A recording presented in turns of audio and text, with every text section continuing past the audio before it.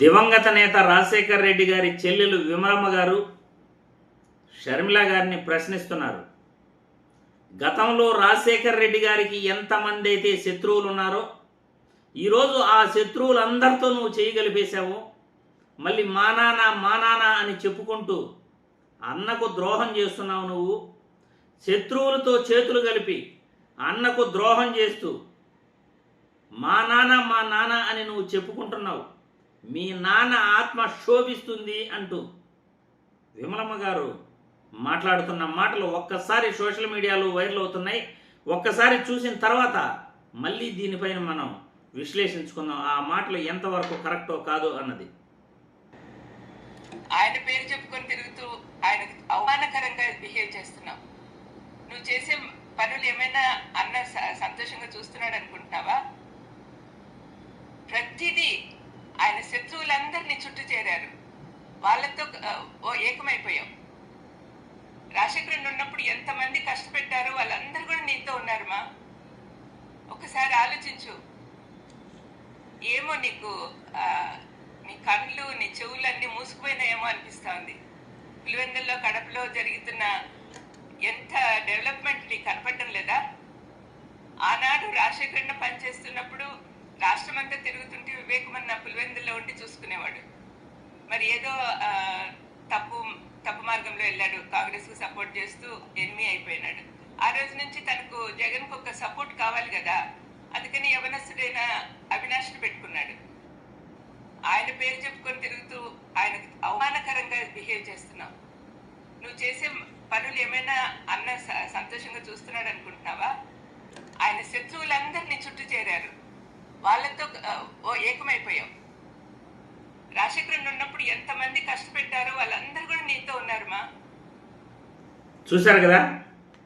మరి మీ అభిప్రాయాలని కామెంట్ల రూపంలో తెలియజేస్తారా? విమలమ్మ గారు కరెక్ట్గానే చెప్పారు. రాజశేఖర్ రెడ్డి గారికి ఆ రోజు శత్రువులు ఈరోజు జగన్మోహన్ రెడ్డి గారికి శత్రువులే. ఆ రోజు రాజశేఖర్ రెడ్డి గారిని ఎవరైతే ఇబ్బంది పెట్టారో ఈరోజు వాళ్లే జగన్మోహన్ రెడ్డిని ఇబ్బంది పెడుతున్నారు.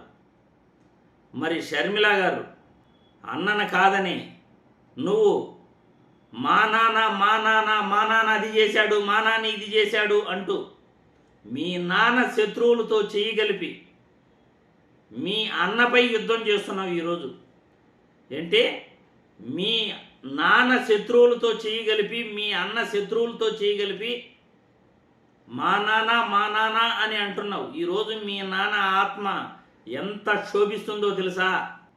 ఈరోజు రాజశేఖర్ రెడ్డి గారి శత్రువులతో చేయగలిపారంటే వాళ్ళు సంతోషిస్తారు.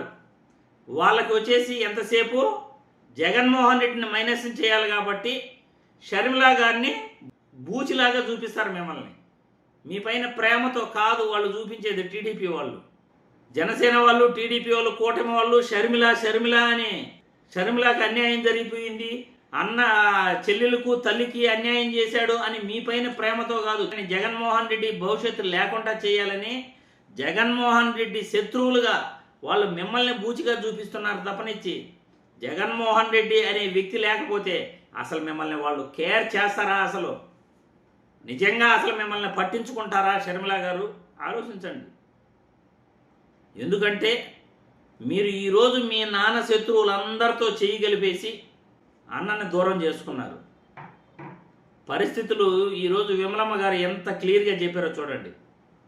ఆ రోజు రాజశేఖర్ రెడ్డి చనిపోయిన తర్వాత జగన్మోహన్ రెడ్డిని అష్ట కష్టాలు పెడుతున్న కాంగ్రెస్తో వైఎస్ వివేకానంద రెడ్డి వెళ్ళిపోతే ఆ రోజు తనకి పులివెందులలో అండగా ఒక వ్యక్తి కావాలి కాబట్టి ఆ రోజు రాజశేఖర్ రెడ్డికి వివేకానంద రెడ్డి అండగా ఉన్నాడు. అన్ని పనులు చూసుకునేవాడు.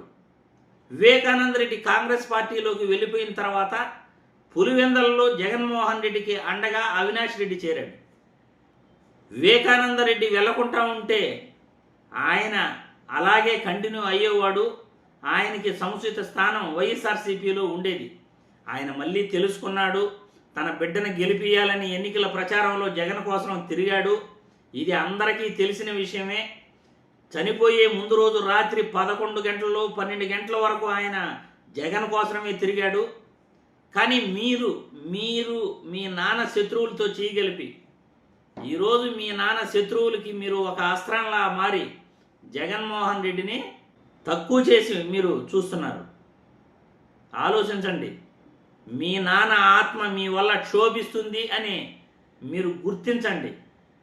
మీ నాన్న శత్రువులతో మీరు కలిస్తే మీ నాన్నగారు సంతోషంగా ఉంటారా? మీ నాన్న ఆత్మ బాగుంటుందా?